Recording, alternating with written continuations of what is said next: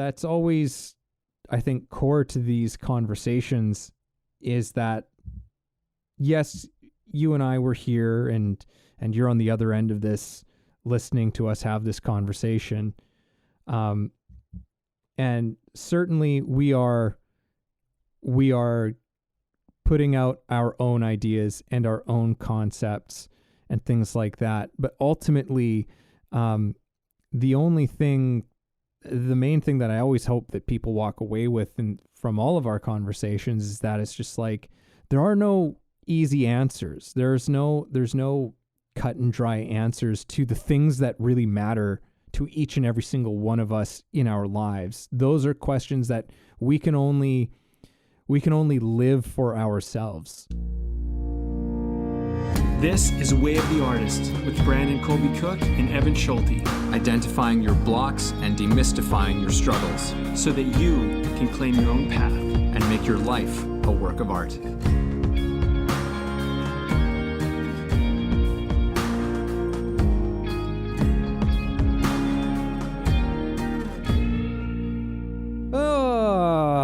Hey everybody, welcome to Way of the Artist podcast. We've got a fantastic little conversation coming your way. So we think, so we always think, we always trust them to work out. We think that they normally do. If you're a returning viewer, then you've shown some confidence in our ability to turn something out. So here we go. We got another one. This one, uncovering our own conditions of success. This is such this came up as a bit of a surprise topic. You know, Brandon, you were saying some things to me about a conversation you were having with another friend of yours, friend of the show, actually, Scott. Yeah, Scott Smith. Scott Smith. He's done a couple episodes. Yeah, great. We got to have him on again.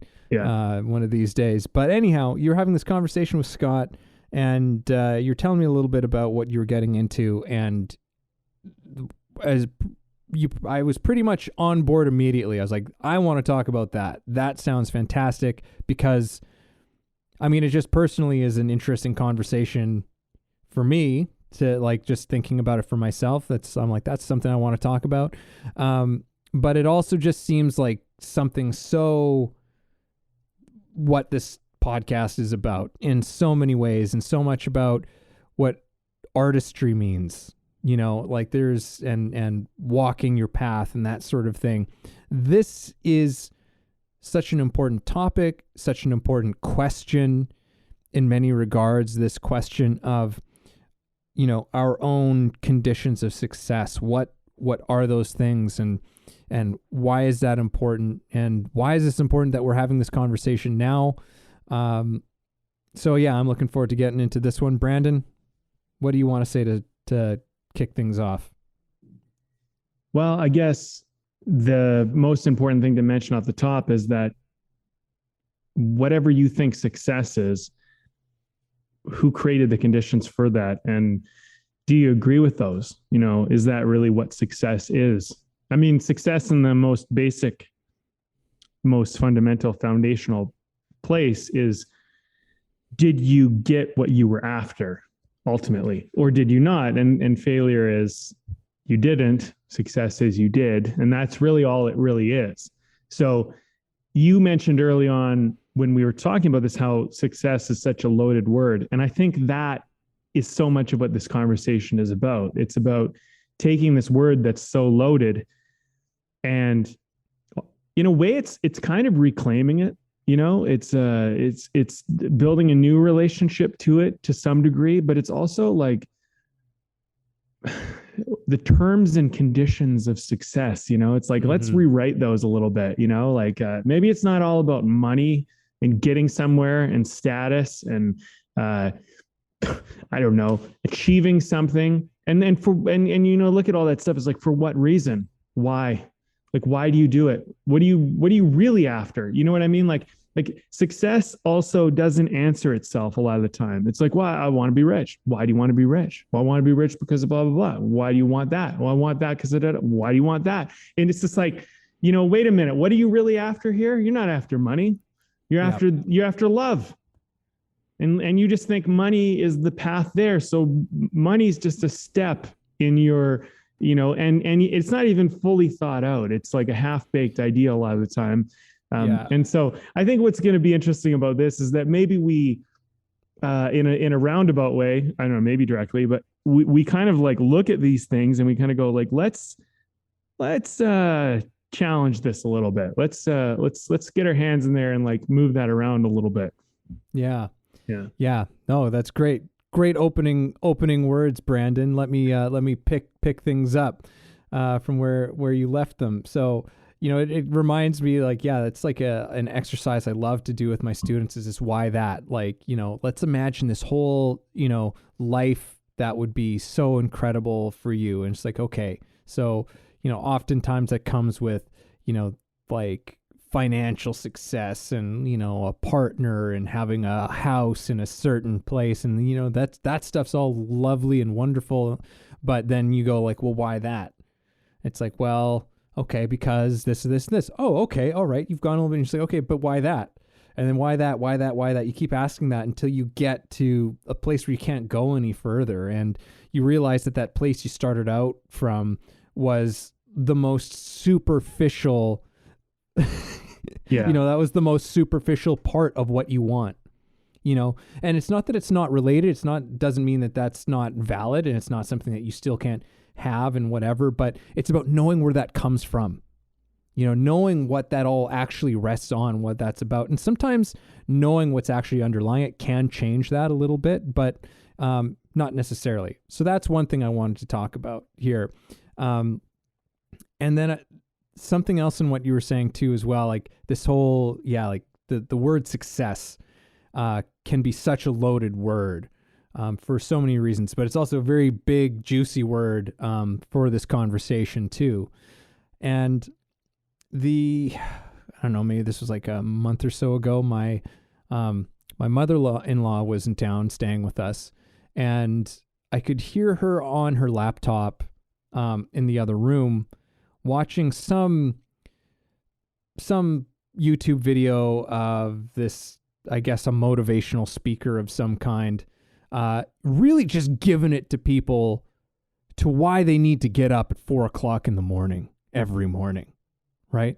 And hey, don't get me wrong, there's a lot of benefits to getting up early in the morning, right? Or at least there can be. Not necessarily for all people. Why? Because on a simple level, there are some people who are their most creative selves at night. Getting up at 4:00 in the morning doesn't make sense for a person like that. So anyhow, on a simple, but anyhow, this guy was just going off on 4:00 in the morning, get up, and talking about the most successful people in the world get up at 4:00 in the morning. Bill Gates gets up at 4:00 in the morning. Jeff Bezos gets up at 4:00 in the morning. Like Mark Zuckerberg gets up at 4:00 in the morning. And I'm just like, okay, every single name that this person dropped was just someone who had a shit ton of money. Mm-hmm. Right. And that's and a shitty personal life. Yeah. And a shitty personal life. Well, I mean, I don't know them personally, but so I won't speak to that. Divorce. Weirdo. Divorced weirdo. And I mean, hey, weird can be good, but let's just keep it real as we move through this, But like, as far as this, to me, it was like there's this very narrow scope of in which we're looking at success. And all of this is based on just an idea of success. Success is being the most insanely rich billionaire in the world, apparently. Like that is something for everybody. And the fact of the matter is that there's someone out there who their real success, just as an example, someone out there, their real success is living in a hut with no bedrooms, just a hut. It's all just one room on a beach in a tropical place selling fruit by the side of the road. That's I have no doubt that that's actually someone's fucking dream life right there. There's a lot that's appealing about that, right? It's a very big difference between that and Jeff Bezos. You know what I mean? So that, I think, is, for me, what's an intriguing part of this conversation, is that there are all of these, because even what I just said, that's just another idea of success. And our world is full of them. Our world is full of these ideas and concepts of what success is. And the problem that not the problem, but the challenge that we're all faced with is, how do we sift through all of the bullshit that isn't ours to get to what actually is ours? What are our actual conditions for success for us, for happiness, well-being, a joyful, fulfilling life? I think that, I hope I'm not being too general and saying, like, I think that those are all things that we can say are qualities of the emotion of success. Well-being, happiness,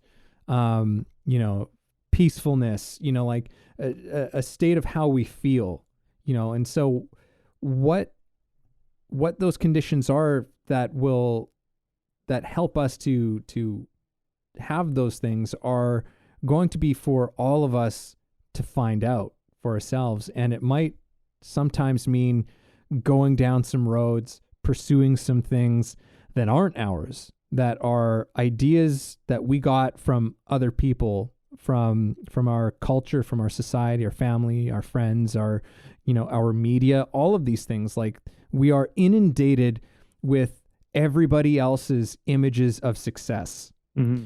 And not only other people's images of success, but like a lot of times those people, they're just picking up an idea of success that they got from someone else. It's not even theirs either, and so we're kind of can get into these echo chambers of where we think like, oh, that's what the good life is. That's what the good life is. Don't look, don't ask questions. Let's just continue down this path. Why am I so unhappy? Doesn't matter. Mm-hmm. Right. And that's, I think, why this is such an important thing for us to examine. Yeah. Well, I think there's a few things that come up for me. One is that success is sold, in my opinion. Sold. It's an idea, and the thing is, who's selling you and why are they selling you it? And why are they selling you? What do they get out of it? You know what I mean? Like, just follow their little rabbit down this hole with me. Okay. Like, somebody gets something at the end of the day when you believe and buy their bullshit. You know what I'm saying? Like if I want to sell you needless shit that you don't need, then I need to sell you on the idea that you need shit you don't need. So your conditions for success, especially if you're in the Western culture, especially first world culture of any form, you're being fucking sold, man. You're being sold. You don't need half the shit you have. You don't need most of it. You don't even care about. And those of you that have acquired a lot of it, you don't even look at most of it. You know how many people have shit in storage that they haven't seen in years? Like, a lot. You know what I mean? Go do some research. You'll start to find out, hey, wait a minute. Like, what's going on here? Like, is that success? Is having a bunch of stuff in storage that you haven't looked at for 3 years that, is valuable, but you don't interact with, you don't touch, you don't, whatever. You don't even experience, you forget you have half the time. Is that success? Is that what success is for you? And why is that success for you? In whose regard? And like, does your success benefit someone else more than it benefits you? That's a really good question to ask. It's a really important question to ask because, like, people can rah, cheer you on, say, yeah, succeed, go for it, do it. But it's like, what are you getting out of it? Well, why do you want it? You know what I mean? And like, look, just like a brutal rule of life. And don't fool yourself. This isn't my opinion. This is just reality. Okay. Look, I'm going to say it. Everybody is selfish. Everybody, you, me, everybody. We all do it for ourselves to some degree, for some reason, in some way. Even when you give, even when you act like you're selfless, you're still selfish. Everybody's selfish. And this is like a part of the human condition. It's a part of our nature. And the best thing you can do is admit that, because once you admit it, then you can be like, yeah, you know what? I get this out of it, but here's what I'm genuinely doing. Because you're not genuine until you admit what you're getting out of it. If you try to convince me that you're doing something for me that does nothing for you, I don't believe you, but I know that you're like, if you believe you're lying to yourself. I know that because you're getting something out of it. And that's fine. There's nothing wrong with that. It's perfectly fine. But like every idea that we have about these conditions, about what success is like someone's getting something out of it. Like somebody's benefiting, right? Like why they want to use Facebook? Oh, they just give it away for free. They're nice people. No, they're not. They want your attention. They want to sell you shit. Come on. Like wake up. You know what I mean? Like this stuff is not, there's no free lunch, man. Everything is coming to you because someone gets something out of it. Now, that's fine. That's exchange. That's commerce. That's whatever. But the thing is like, don't believe it just because you're told to believe it. I think that's the big thing, right? So it's like, and we're all caught in this. I'm caught in it as much as the next person, but it's like, okay, wait a minute. Let's hold up here. What am I trying to do? How am I trying to live? What is this really for? What's really going to bring me joy and happiness and all of that other stuff? And like, sometimes success is not what feels good. Sometimes it is. You're going to need to determine when that is, because sometimes feeling good is bad for you. Sometimes feeling good is good for you, but you need to determine when that is. You know what I mean? They're going to give you alcohol. They're going to give you drugs. They're going to give you TV. They're going to give you all that stuff. Feels real nice. Feels real nice, but is it good for you? Is it really helping you succeed at getting what you're really after? You know what I mean? And then we're also bordering on this line of like principles and virtues and higher forms of real, true, like deeper desire in a sense. Like it's higher and deeper at the same time. Whereas there's temporary. I just want to feel good right now. That's your success. That's fine. That's your condition of success for this moment. But like if your moment of success is costing your future success, then sometimes you might go, you know what? I'm going to put aside feeling good for this moment because I will feel better.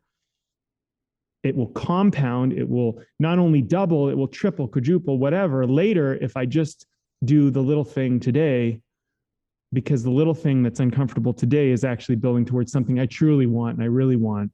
And that's, but that's clarity, right? You have to have clarity to have discipline and that type of thing, right? So, I mean, it's an interesting, we're on the edge of a precipice to a very big ocean. That's all I can say. This is a vast area that we're talking about. And then once you're out there, no one can tell you what to do. No one can tell you what success is or what those conditions are. Once you're out there, you just need to have the ability to determine conditions for yourself that you weren't sold by someone else because they said, get up at 4 a.m. in the morning because that's what you need to do.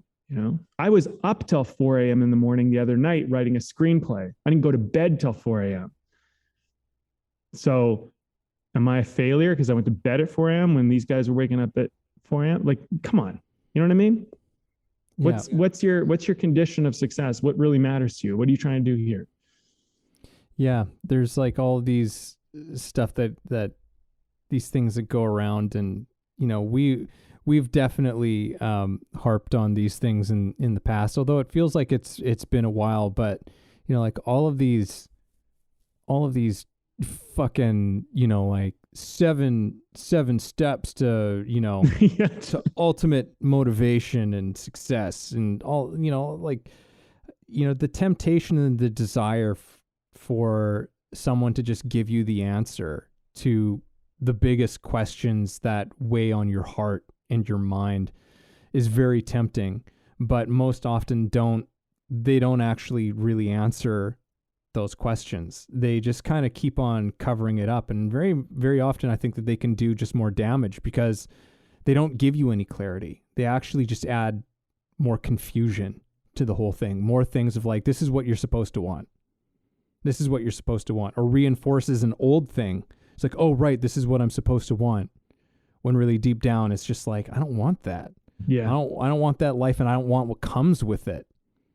You know, like, and that's a hard fucking thing. Mm-hmm. That's a hard thing because there are so many pressures that we have in our cultures for our lives to look a certain way, and to deviate outside of that thing, which is, you know, part of the whole artist thing. The artists have always been sort of these outliers, these people who have stepped out and taken a risk with their lives in a certain sense, because they said that basically that they're shirking sort of reliability to a certain extent. There's nothing guaranteed with the career of an artist. But you take that thing on because there is something bigger that's animating you, at least hopefully. And so yeah, artists have always sort of been these people who have asked this question and taken a bit of a different path than what a lot of people think of as being normal, or certainly of being safe. You know, being an artist is not really a choice of safety by any means, but it's a choice of fulfillment, right? The choice for anyone being an artist is because it's because I can't imagine doing anything else. Mm-hmm. You know, it's just like it's impossible to imagine doing anything else with your life. You know, that doesn't mean that artists don't end up doing other things, but it means that they have to at least start with their pursuit of their art. Right? And the art still leads them to where they go. I think that's part of one of the things about this podcast. This podcast is still an extension of us as actors and writers and the arts that we came from. You know, it's still an extension of that thing, that still informs and directs, you know, our lives to a large degree. That's what this whole damn podcast is about. It's just like, it's not necessarily about how to make great art, how to do a Van Gogh style painting in 8 brush strokes. It's you know, it's about deciding on a way of living that doesn't necessarily come with a guidebook, but comes with a lot of questions and a lot of invitations and a lot of opportunities and a big sort of question mark, you know, in front of all of those things, right? That's just like, I don't know, could go here, could go there. We could do this, could do that. I don't know. What's exciting to you? What is real for you? What makes you feel fucking alive? Is the guiding stick, the guiding light, in sort of like the artist's philosophy. So yeah, this whole thing of success is so determined on asking those questions, which is, you know, we did a great podcast in our last week or whatever it was on, you know, asking these questions, because that's always, I think, core to these conversations, is that, yes, you and I were here and you're on the other end of this, listening to us have this conversation. And certainly we are putting out our own ideas and our own concepts and things like that. But ultimately, the main thing that I always hope that people walk away with and from all of our conversations is that it's just like, there are no easy answers. There's no cut and dry answers to the things that really matter to each and every single one of us in our lives. Those are questions that we can only live for ourselves to figure those things out. And, hopefully we can just encourage each other to do that. Mm-hmm. Yeah, well, man, there's some stuff that comes up. I mean, one for one, let me go back to this. You were talking about like how we ask questions and we're kind of like leaving it there for you. Well, I mean, the only way you can get somebody to take the wheel is to take your hands off of it. You know what I mean? And go, what do you think? Like, you want to grab this thing? You want to do something with it? What do you want to do with it? Where do you want to go with it? You know what I mean? And like, people are so used to being driven around in our culture, like kind of guided and led and pointed, like, I got the 8 steps for you. This is what you need to do. No, it's like, yeah, kind of, maybe somewhat, but like, those are like signposts. Those aren't the steering wheel. And then people try to like take that and you like, first of all, it's incomplete because really it's 10,479 steps. But the thing is that doesn't sell. That doesn't sell. Remember what I talked about a moment ago? Someone's selling you all the time. 8 steps is a sales pitch. It's not a helpful piece of advice. It's a sales pitch. Read my blog. Come on, guys. Like, you know what I mean? I'm not trying to be an asshole here, but you know what? Like, the best friend in your life is going to tell you what you need to hear, not what you want to hear, not what you'd like to hear. And that isn't going to be me all the time. It's going to be you. You got to tell yourself, look, do I have my hands off the wheel? Am I letting someone else lead my life? Are the conditions of success being driven by somebody else?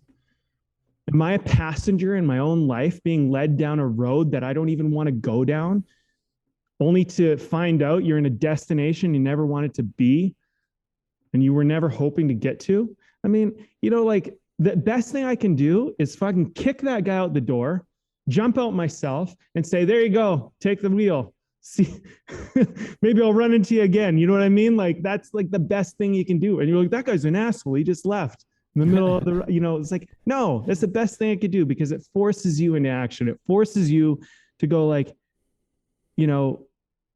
just like whatever is coming at you, whatever you're being told, you're watching like commercials or music videos or television or whatever you're watching, and it's all being promoted all the time.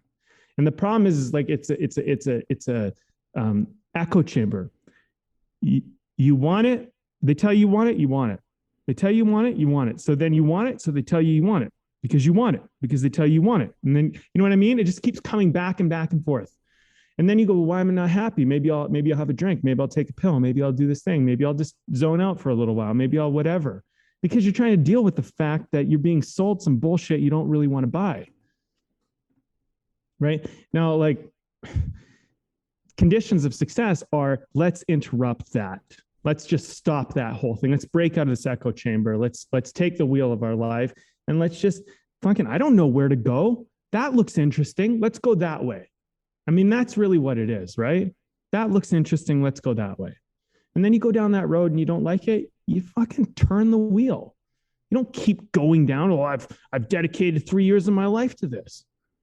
Fuck it. You don't like it. Turn the wheel, man. Get out of that place and go to another place. You know what I mean? Conditions are success. I might say conditions of success, I'm going off, Evan, here, but like, conditions of success are committing yourself to 3 years or something, or whatever, 10, I don't know, a month, a day, to something that you didn't want to do, and then getting there and realizing you don't want to do it and having the fucking courage to turn the wheel and move on. And that goes for jobs, that goes for relationships, that goes for going to school and having a degree that you're studying, that goes for all this shit. Do you have the courage to turn the wheel, or are you going to be forced now? Are you going to go, oh man, I fucked up. I better keep fucking up.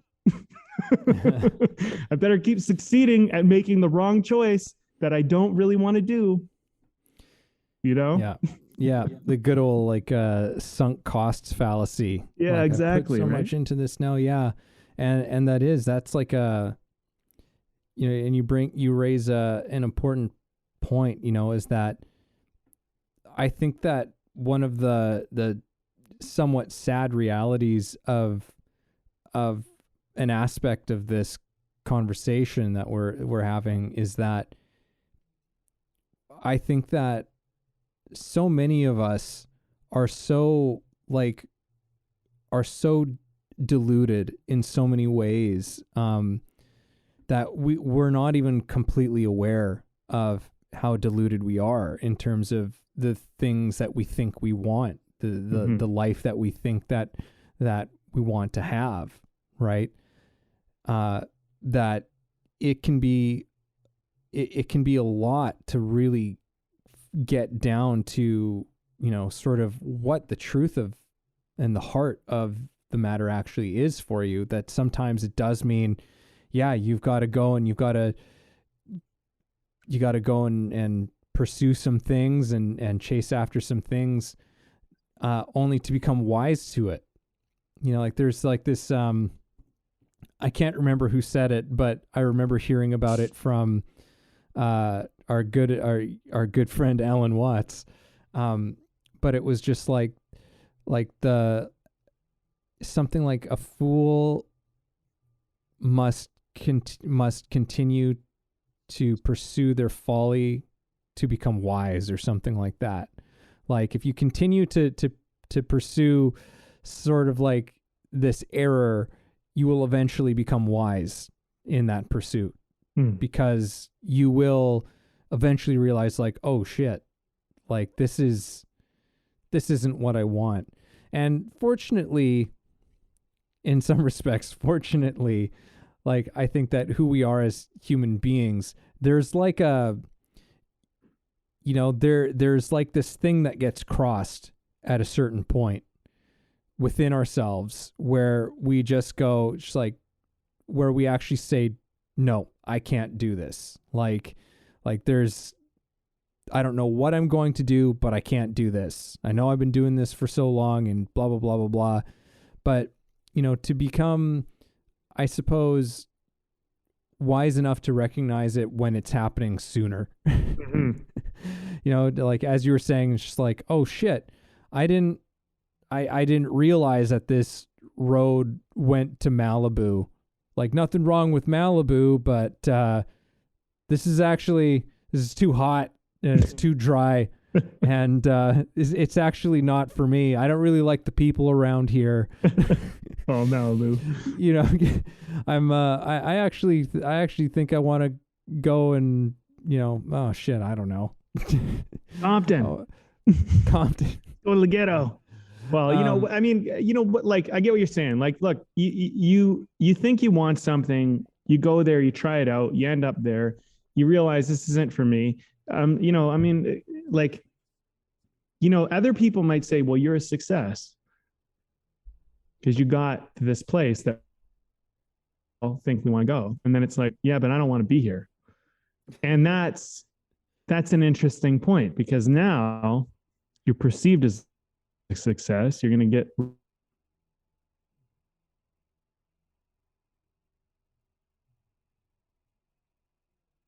perceived as success, but now you're in something or someplace. And so, like, you know, I mean, I don't know. Like the way I look at it is it's confusing for everybody, including myself. It's confusing because, like, everything you're being sold all the time, it just seems so great. I mean, it seems so wonderful. Like, you know, like people have a way of kind of presenting these ideas like it's, you know, it's the dream, it's the place to be, it's the thing to get, it's the thing to do. And you know, and if you've managed to get wherever that is and you got to experience it and you realize, this wasn't all what it's cracked up to be, I mean, that's one thing. But I think most of us live with a lot of this stuff, we live in a perpetual, like, I'm not quite there, so I don't really know. You know what I mean? Like that. something that I've been kind of realizing as I go, down my journey is that when you get something you think you want, if you think you wanted it for reasons that weren't true, you end up confused and kind of lost when you get there because it didn't give you what you thought you were after. So, for example, like making money, making money's nice. It is great to be able to buy shit. It's great to be able to live with some luxury, to eat some nice meals. It's great to do all of that stuff. And for some people, there's probably some people out there, they live for that kind of thing. But like for me, money is just time and freedom. And it allows me to basically live how I want and do what I want, which is like create art and be in nature and hang out with animals. So if I could cut out the money part of it and I could get all that stuff, I might do it. You know what I mean? So then it's like, well, am I really after the money? You know what I mean? And like, I find it hard to be motivated for money. Like, it's like, I should really make some money. It's like, yeah, but I need a reason. So it's not really I'm motivated to make money. I'm motivated to get something, and money is a bridge to help me get there, for example, right? And I think like whatever you're trying to do, you can convince yourself that you want well, I want the money so that I can live with this sense of ease and whatever. Okay, fine. Once you're at that sense of ease, like let's say you're there, let's say you do it, say you achieve it. You're at that sense of ease, this thing, whatever you're after, and you got it. Now what? What do you do? Because now you don't got any, I'm just going to beat you. Let's see how long that lasts for. You know what I mean? Let's see how that works out for you.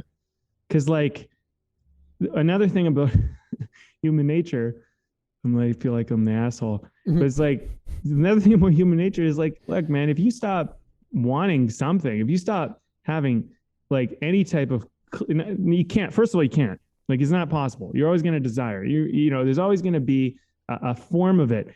And it's like,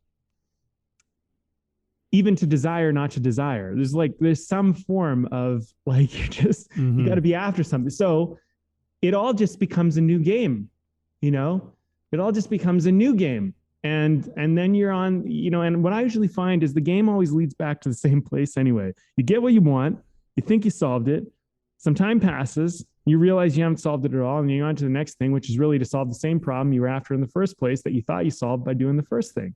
And then you're doing the next thing, and you keep thinking the next one's going to solve the same problem, and it's really just a deeper issue. And like, not to be too vulnerable and open, but like at the end of the day, for me, it's just like, I just feel alone in the world, and I don't really feel loved. And I don't feel like I'm important to anybody. So half the shit I do is just to feel loved and not alone and like I'm important.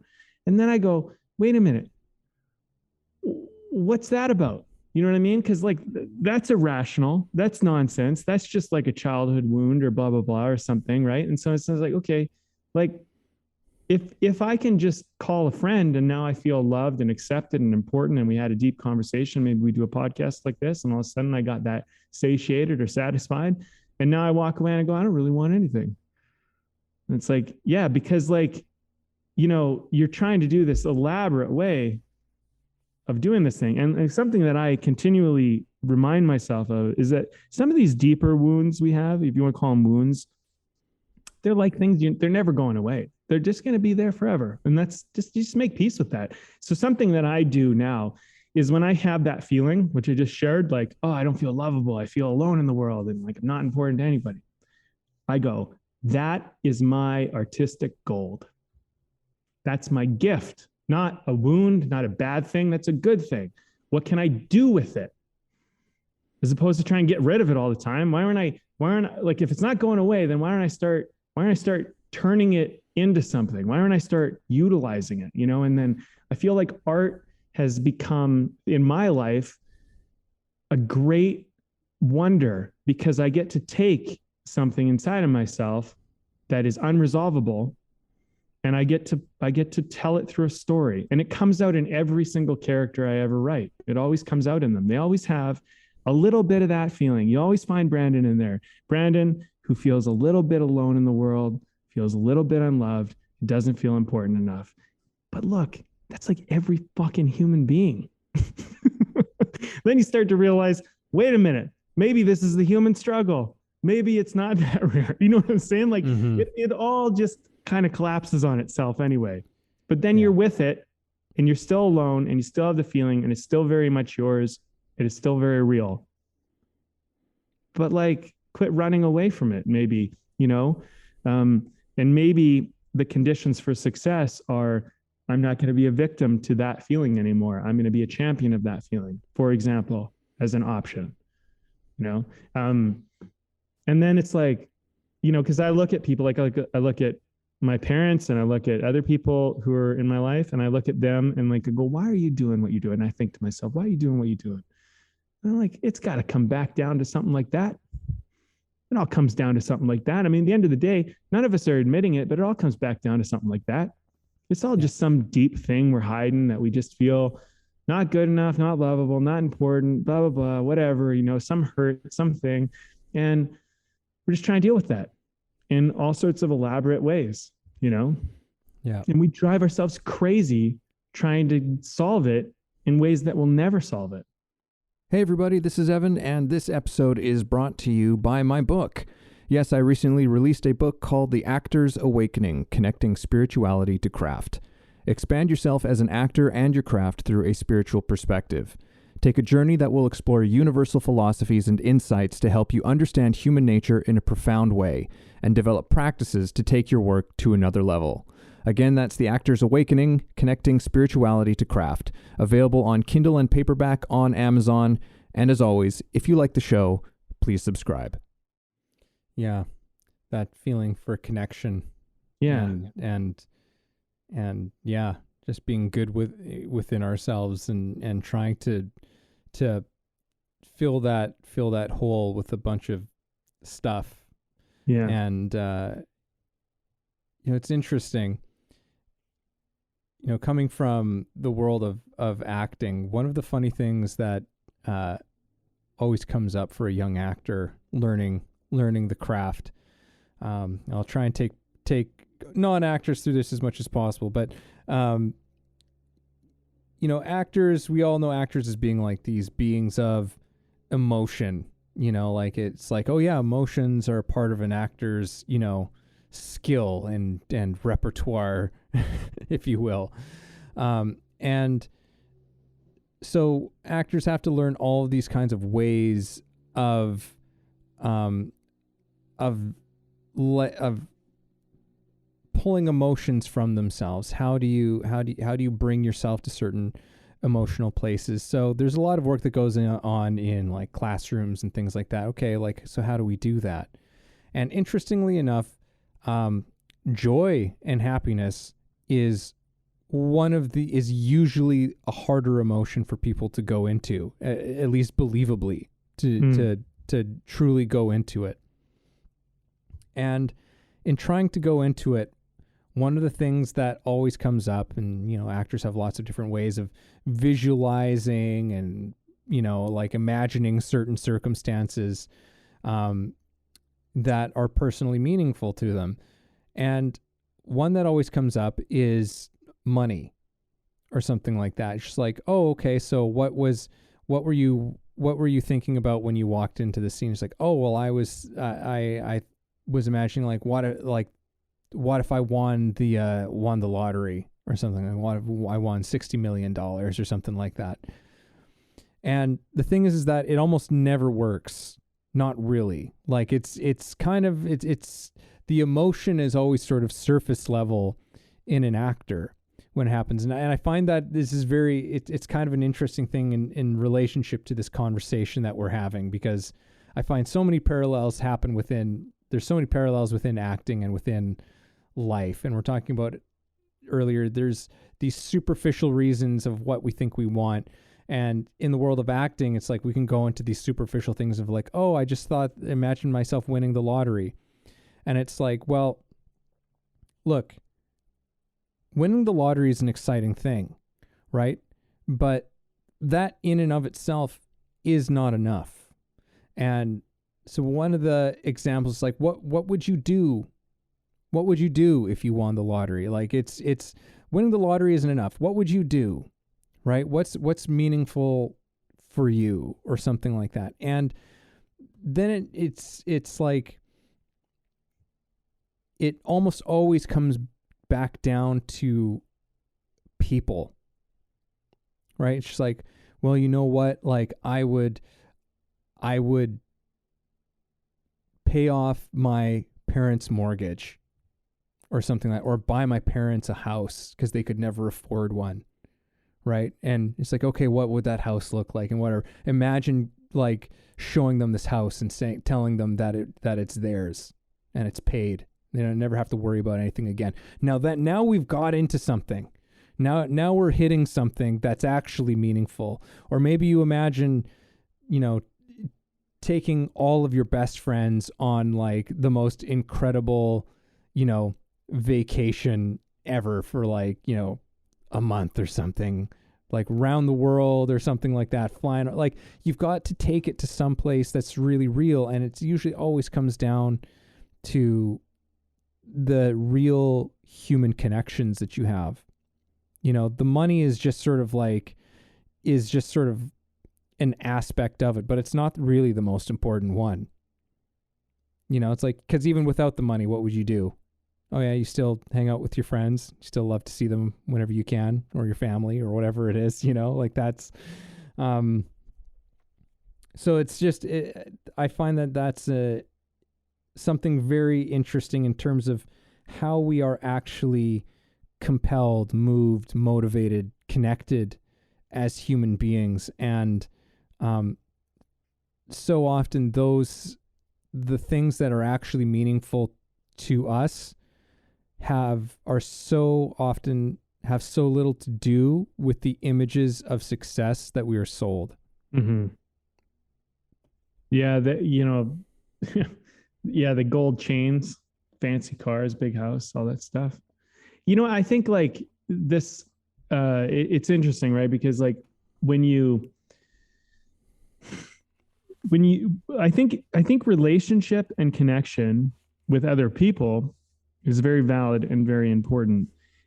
I would also add that connection and relationship to yourself is very important. And I think when you have this very disconnected idea of success, you have a very shallow and limited relationship with yourself. And I think that's part of the problem. I just shared about something like very deep and vulnerable that, some people are like, whatever, big deal. But like, it's big deal. This is my life. But I have a relationship with that part of me. I have a relationship with the part of me that went to soccer, and I was the worst kid on the team. And every kid on my team bullied me so much. And my dad came and picked me up and he said, how does soccer practice go? And I cried in his shoulder. I have a relationship with that kid who went through that. People don't know that happened because they meet me today and they just go, oh, you're confident. You have all these people like you, they're around you, blah, blah, you're charismatic, blah. But there was a time, there was a time in my life where I just felt deeply, deeply alone and deeply rejected and deeply hurt. And like, not everybody experiences that. But there's some part of you, that like, it's still you. You don't like it, but it's still you, and you just reject it and you hide from it, and maybe you drink it away, maybe you distract it away, whatever you do, right? But it's like, I think that your sense of wholeness, and you brought something up before we went to this podcast. You talked about peace, being at peace. Your sense of peace comes from making amends with every version of you that's gone along this journey. The one that's made mistakes, the one that has messed up, the one that did it wrong, the one that learned the hard way, the one that you don't like and you don't want everyone to know exists. Like your relationship with that version of yourself, those versions of yourself that is, I think, where peace comes from. I went through, I've shared this many, many times in the podcast, but I went through a period of my life where, like, up until my 30s, I thought, you know what? I figured it out. I know how to be happy. I'm going to do this. I'm going to be a big success. I'm going to get recognized. I had, my 30th birthday, you were there. I don't know. I had like 60 or 80 people around me. I had fucking so much money. I didn't even know what to do with it. I was making my show, I was doing my shit. And I thought, that's what's going to make me happy. And then after that, a lot of things just kind of came to light. And then not long after that, I was sitting on the edge of my bed thinking, man, why am I even alive? I should just jump off a fucking bridge because this is fucking horrible. And I just cried.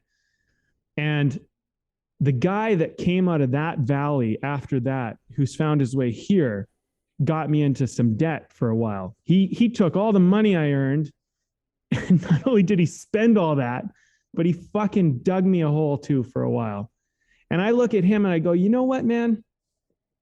That sucks. But like for me now, because, or for me, at least in the last, the guy who to clean up your fucking mess. But thank you, because you survived whatever that was. And those were some dark nights of the soul. That was a tough time, but you came out the other way, and look at you now. Look where you got me. You know what I mean? And that's relationship and connection, and here's the thing. When I talk to my clients today and they're going through a hard time, I mean, we really get into it, and I'm there with them because I know what it's like. I didn't just, I don't just have the bright, shiny side. I have the dark, deep side down there too. And that gives me a lot of like range and spectrum, to work with inside myself. But like a lot of what I try to do now as an artist is I just go like, maybe I can share that, maybe I can help people not have to go there and be as confused as I was. And maybe somebody's there already and I can go and I can reach them.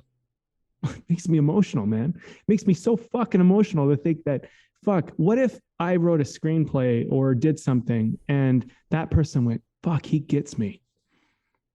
Like that kind of connection is what I'm talking about. And this is why I love art so fucking much, because I'm like, someone did that for me with art, and it's like, and like, I'm not saying that's the way everyone else should go. It's just been my way, but like, that is success to me. That's way more fucking success than I had like so much money in my bank and I was flying around the country, just fucking eating everything I wanted and doing whatever the fuck I wanted. And that was nice. Don't get me wrong. It was really fucking nice. And I'm not going to pretend it wasn't.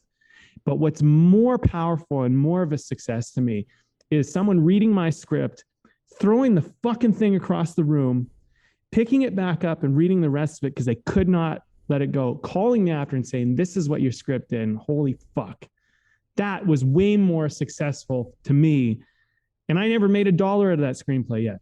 I haven't made any money out of that screenplay. Nothing financial came out of that. Maybe it will. I don't know. But the thing is that was way more important to me than walking around New York City and Manhattan and eating a fucking nice bagel. I mean, I'm trying to give you context because like the thing is like, it's not that the condition of success is totally misguided, because there is something about being in New York and being in Manhattan. There's something about that that's really magical and wonderful, at least for me at that time in my life and what I was trying to do. But it's just not, it's not as deep as you realize, and being in New York, in Manhattan, spending money after a while, it's not going to be that magical. Eventually that's going to fade, it worked because it was temporary. You know what I mean? And that's an important thing to that's a good footnote to kind of put in there, because it's like, yeah, like, look, I'm not going to pretend it wasn't awesome, because it was, but like, it's also a temporary thing, whereas this moment, like I'll be on my deathbed telling my grandchildren, maybe telling my friends, telling whoever about the day I wrote a script where I actually finally connected to something real. You know what I mean? So it's like, I mean, like, look, no one might ever care. You know what I mean? But I do. It's my life and it's my experience and it brings me happiness and it brings me peace and it's forever fulfilling, you know? So I think there's a part of this of like, when I was up till when I was 30, I never knew what success could be. My conditions for success were be a big deal, make a lot of money, and have a lot of friends. And I got there and I had that and I did that. And I just realized the picture was incomplete, Mm-hmm. But maybe I needed to satisfy that. Maybe that was a necessary step in my journey. I had to figure that one out. I had to get there so I could see that it wasn't it.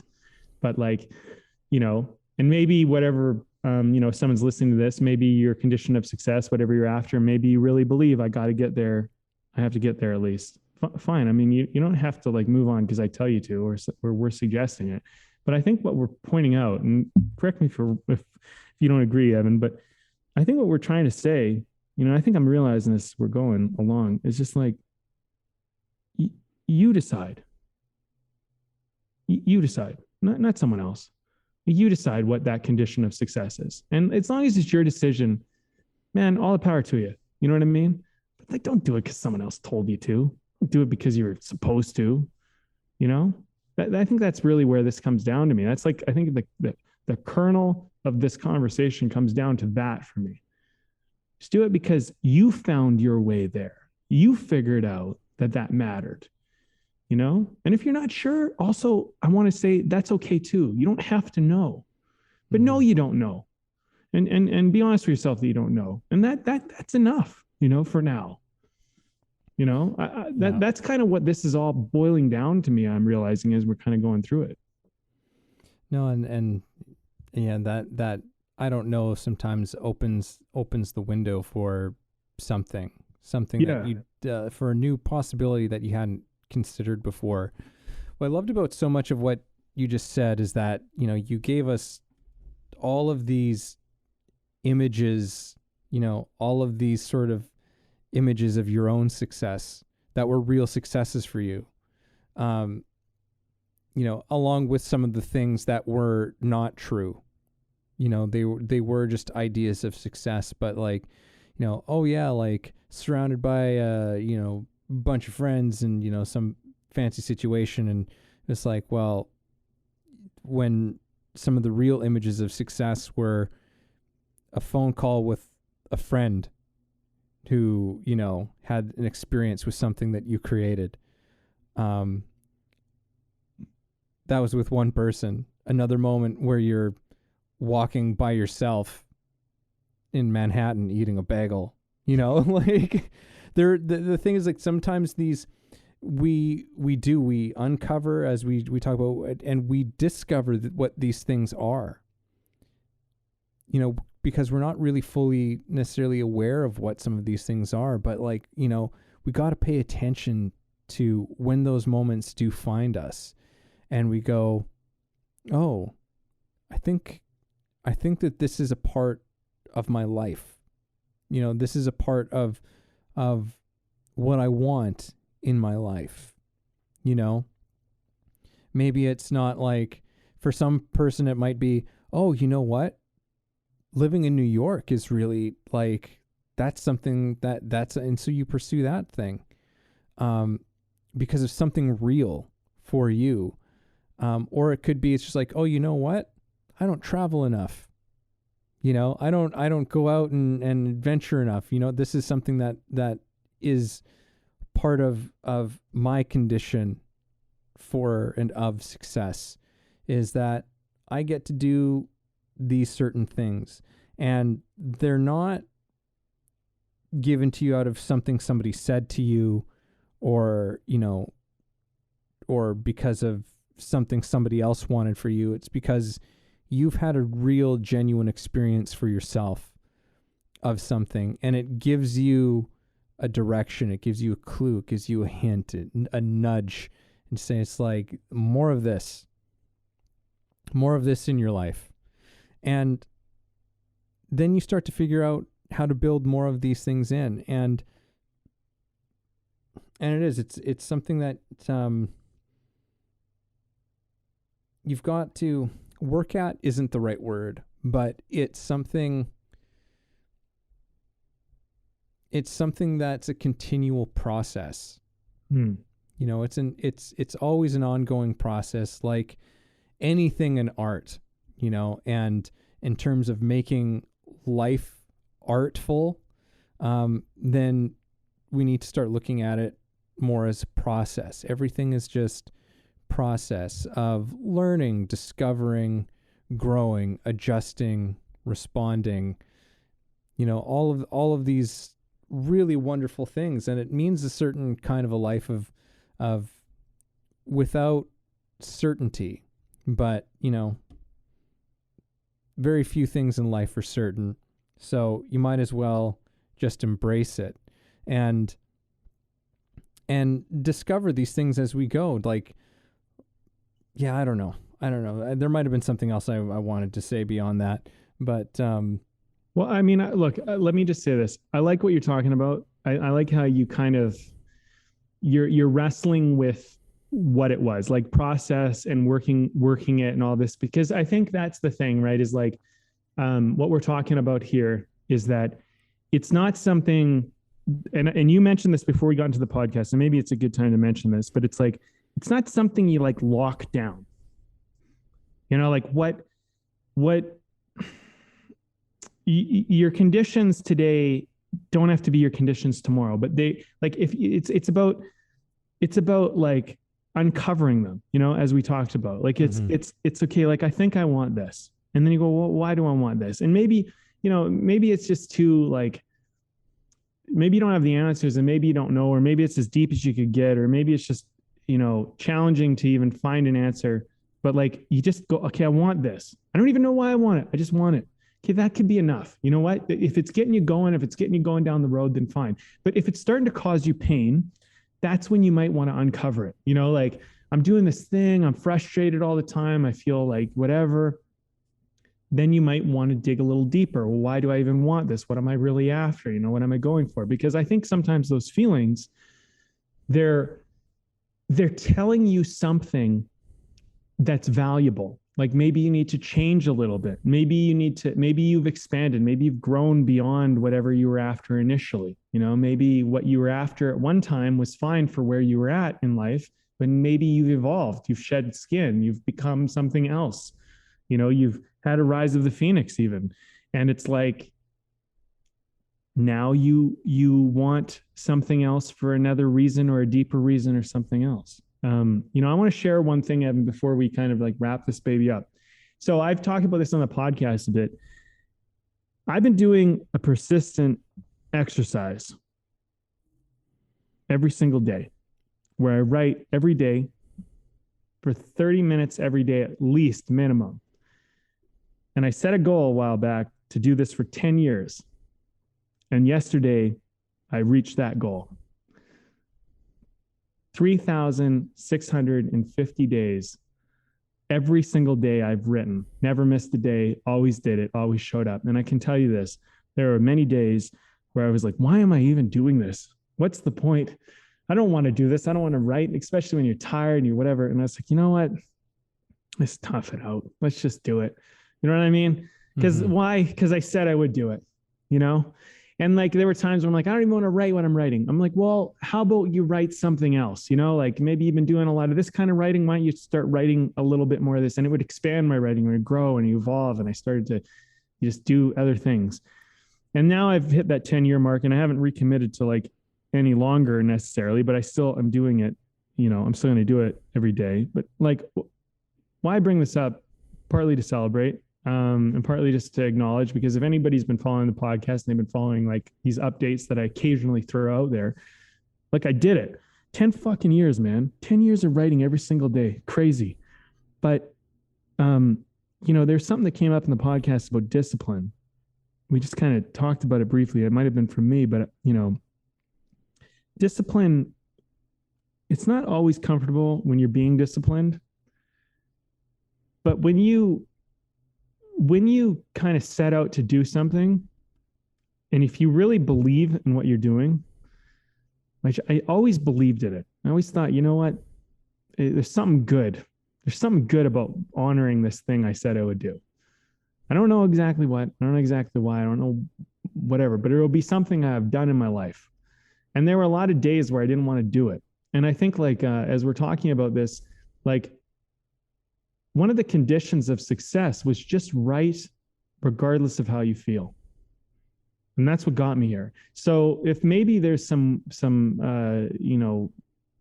wisdom in there for everyone else out there, it's like sometimes you just got to do something, not because it's what feels good, not because it's what you want to do right now, because if it is heading you to somewhere that you think you want to go, and I don't know what I thought would happen at 10 years. I don't know what I thought that would look like. I mean, I probably had all sorts of ideas along the way, but now I'm here. And the real success was that, you know what? I learned how to do stuff when I didn't want to do it. I learned how to show up in a way that probably most people never would, and many people never could. And that's something, you know? And like, if I was to die today, I made 10 years. You know what I mean? Like, and like, these are the things, like, it's like, does anybody care? Does it matter? You know, well, it matters to me. And I think that's the point. Right. And I think like something that has come up from this conversation is like, yeah, we do a lot of things for other people. What do you do for you? Yeah. You know? Yeah. So, yeah, no, there's so much there. And yeah, the word discipline was a word that popped into my head a couple of times during this conversation, because I think there are quite a few parallels to discipline in this whole thing. Like even that whole thing I was talking about before about like, oh, getting up at 4:00 in the morning, right? It's like, well, that's a discipline. Yeah. That's a discipline to do it. But why are you taking up that discipline? Right. Yeah. And because that's, if anything, of one of the most illuminating things for me that I've discovered in our conversations around discipline, because that was always that for many years was a very dirty word to me, one that made me just sort of shudder and feel really shitty about myself, because I didn't really see myself as a disciplined person, or what have you. But really realizing that, like, oh, the problem with discipline is that, like success, that in the way that we've been talking about it, we're very often taking on other people's disciplines for values that we don't have, that for values that aren't ours, right? Any good discipline, any good practice upholds what's truly meaningful and important to you. Those are that's where you come up with your disciplines, right? And that's what you commit yourself to, is because they uphold, good disciplines uphold the truest, deepest, most meaningful parts of yourself and who you are. So yeah, that's one thing I wanted to mention. And there was something else I really wanted to comment on here as well. Can you hold that thought while you're thinking about it? Yeah. One other thing I'll say about conditions is that if your whole life is just, I do what feels good, you're probably not going to have a lot of big successes. You'll probably have a lot of smaller successes, because feeling good can usually get you those quicker things. But you need to find a reason why you're willing to not feel good, to put those feelings aside. Sometimes it might be uncomfortable, sometimes it might be scared, sometimes it might be whatever, so that you can succeed at something greater. And I think, like, when we're talking about these conditions for success, is like, one thing that might be worth mentioning is just what would be so, like, what can you get so connected to that you would be willing to subjugate your temporary feeling for, and that can be a helpful guide. And even if it's misguided, the discipline of putting your temporary, your immediate feelings aside there's something good about that for you as a human being, and just as a person of character, to not just be constantly like, oh, I need it, I feel it, I need it, right? Like, it's good for you and it'll make you feel better about yourself. And sometimes that's the victory, you know. Sometimes it's not even like where it's even getting you, but it gave you something to feel good about yourself and give you some self-esteem and some confidence. And sometimes you're getting something you don't realize you're getting in your pursuit of stuff. Like you think, oh, I'm doing this because I want to succeed and do well at business or art or whatever. But really the real victory was you were becoming who you needed to be for whatever you were meant to end up at, which you don't even know exists yet, because it was all really just about you being who you need to be. Yeah. So that was, even then there's no place you end up at. Well, yeah. I started here and I ended up here. Whoa. And now it carries on. I guess I'll be here again, you know, wherever here is, because that's where I am, you know? Yeah. I don't know if it's relevant anymore, but like I did remember there was an element to this conversation that came back to me, and it was just kind of a passing thought, and I'll just put it out there as a passing thought. But I've always got some sort of philosophical book going, and so I was reading this book on Zen, and this sort of Zen master who put this book together and wrote it was talking about how your life is your own, but it also is not. To some regard, your life also belongs to other people. Which there's that aspect of it too, you know, and in terms of the discomfort of sometimes the things that we do, sometimes it's because there are parts of our lives that don't entirely belong to us. There are parts that of our life that belong to other people. Likewise, there are other people who their lives partially belong to us, right? And by that I mean it's just like even in this conversation right now in this podcast, it's because there's a part of my life that belongs to you, and there's a part of your life that also partially belongs to me.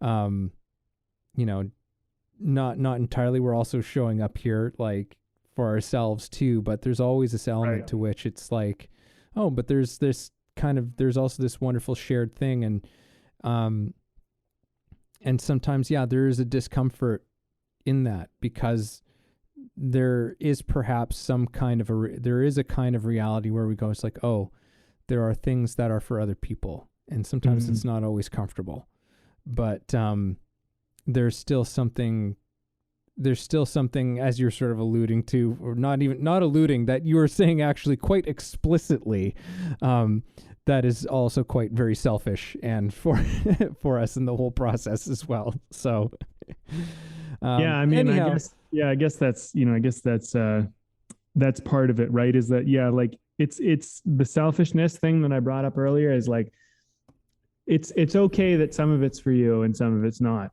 but it's okay that some of it's for you, is really what I was saying. Like it doesn't have to all be to save the world or do something for someone else, right? Like you can get something out of it. You're allowed. Always got to be nervous about those save the world types. Totally. They're always screwing things up. All right. Well, we're having beer. Mm-hmm. I'll talk about mine first. I'm drinking a beer from Hoyne Brewing Company on Vancouver Island in Victoria, BC, I believe. Yeah, in Victoria, BC. And I'm drinking their Shine On Hazy India Pale Ale. It's a strong one, 6%. It's very tasty. I'll probably be drinking Hoyne stuff for a few weeks, because I got I got one of those like variety packs, because like I saw this pack and I was like, that looks so exceptional. I want to drink every single one of the beers that's like on the outside of that thing. They all just look perfect for the summertime, which is I think kind of what they were going for. They got me. They sold me on it. And this is great. Like a hazy IPA is you know, quickly becoming one of those favorite styles of beer for me. That I don't know if I've ever had a bad one. This is certainly not a bad one. It's been very enjoyable. So, thumbs up. I always like Twain. Everything I've had's been good. I'm not sure if I had that one though. I'm not sure. Well, I'm having one that pretty sure I had a few weeks ago. I'm having it again. This is a Hawktail Brewery Golden Ale, and it's considered a light beer. Anyway, yeah, you know what? It's a good beer. I wanted to give it another shot because I feel like I was a little bit hard on it. But I wasn't hard on it. I liked it. But you know, it's a nice beer. I don't know what I keep expecting with a golden ale, but it's a nice, refreshing beer. And you know, sometimes I think with a beer, it's like you have it one time, you're feeling a certain way, and maybe that influences your view of it. I didn't not like it. I would say on my last review, I was somewhat, not even I said this, I was somewhat underwhelmed because I was just like, oh, I just expected this to be whatever. But you know what? Now that I kind of know what I'm expecting, I feel like, no, this is a good beer because I knew what I was expecting. And I think sometimes that's, you know, sometimes with life, it's like that. You know, you maybe like something because you got what you expected or got what you wanted. And sometimes you don't like something because, or you're not as open to it because you expected something else and it wasn't what you expected. And sometimes that's a delightful surprise. But, you know, I think, you know, whatever. I mean, as a thought, maybe look at that, you know, like we have all sorts of expectations like, oh, you know what, when I get here, I'll be happy. And like, just consider that like maybe you'll get there and it won't be what you think. And that's okay. But maybe there's something else good in it. Maybe there's something else that you're not looking for that you don't see yet because you're so focused on, oh, I'll have this, I'll feel that way when I get there, right? And these kind of conditions of success, right? Like, as I look at this beer and use it as a metaphor, it's like I came in with expectations. I came in with an idea. It didn't match my expectations and idea. Does it mean that it's not a good beer? No, it just means that it's not the beer I thought I was getting it for whatever reason, whether I was misguided or not. You know what I mean? But I think a lot of this stuff is kind of like that. So I don't know. Anyway, you got any final thoughts? You want to wrap up first? Oh, I can probably have a few of those, I'm sure. Okay. You just threw out the word expectations, which is like, I feel like a part of this conversation that was sort of implied and we danced around in a few respects, but yeah, it's very much a part of this whole thing. You know, so many of those ideas of success that we have are usually caught up in a ton of expectations, all these expectations of what that success will give to us, that it's gonna come with, you know, all of this fulfillment and all of this stuff, and for the most part that's a bunch of bullshit, right? Like, is just saying like, yeah, it's like you want one thing and it's like, oh, once we have that, then it'll be good, but then there's always another thing, and there's always another thing, and there's always another thing. And you know, I think that you can get really despairing about that whole thing, or you can fully accept it and have a good laugh about it, have a good laugh about the futility of the whole thing, and learn to just live with all of those desires and wants, and just live with them, you know, in a way, and not take them quite so seriously, I think, perhaps, and as just part of sort of a flavor of life. You know, like desire and want is just kind of a flavor of life. It that adds coloration to the whole experience of being human. And our relationship to that can be one that's unconscious and painful. It can also be conscious and painful, but it can also be conscious and really quite pleasant, I think. So we can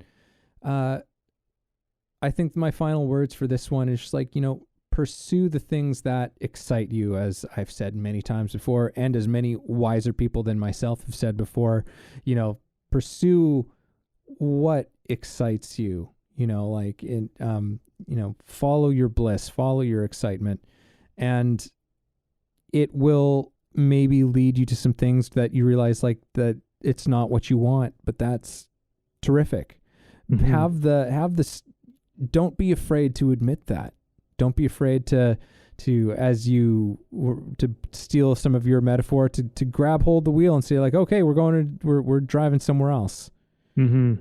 We're heading away from the beach and heading into the mountains, because that seems like it might be interesting.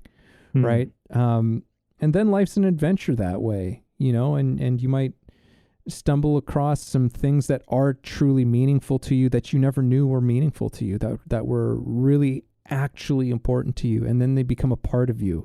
And go from there, I guess. I don't know, Brandon. I got no answers. Just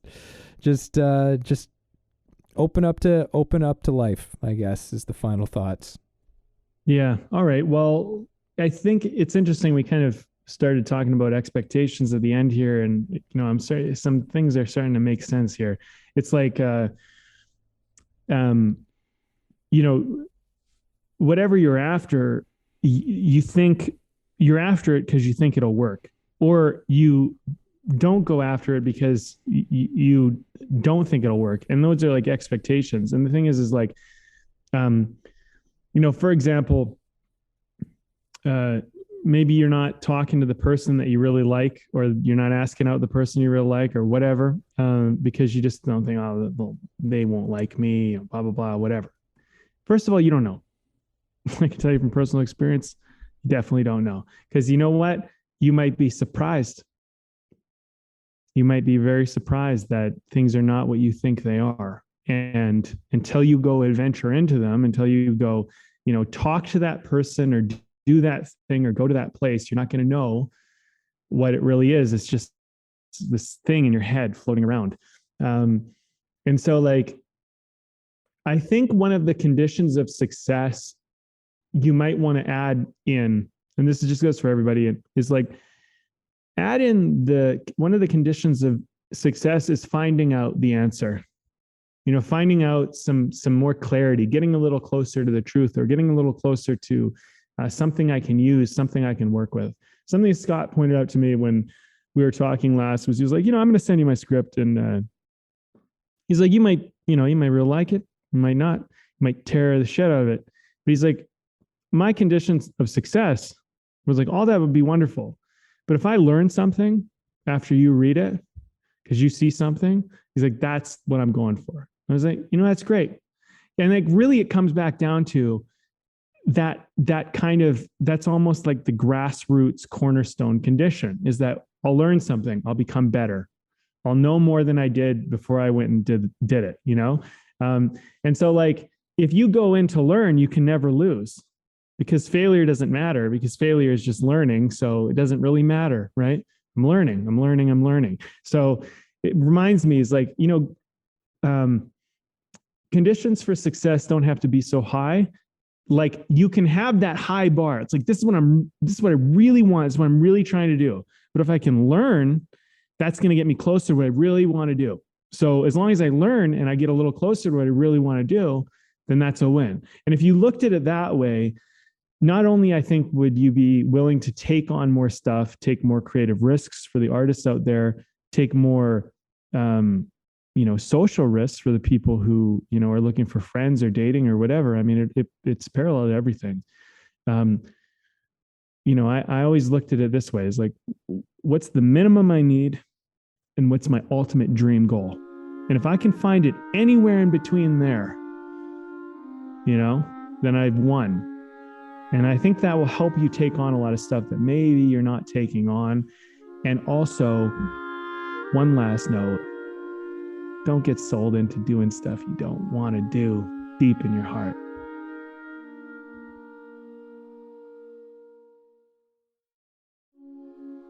Thank you for listening in on our conversation today. We hope you found something helpful that you can carry forward with you. Head over to our website, wayoftheartist.com, for more free exclusive material and learn about the show. If you haven't already, please support us by subscribing to the show, sharing it with people you know, and keeping compassionate, creative conversation going.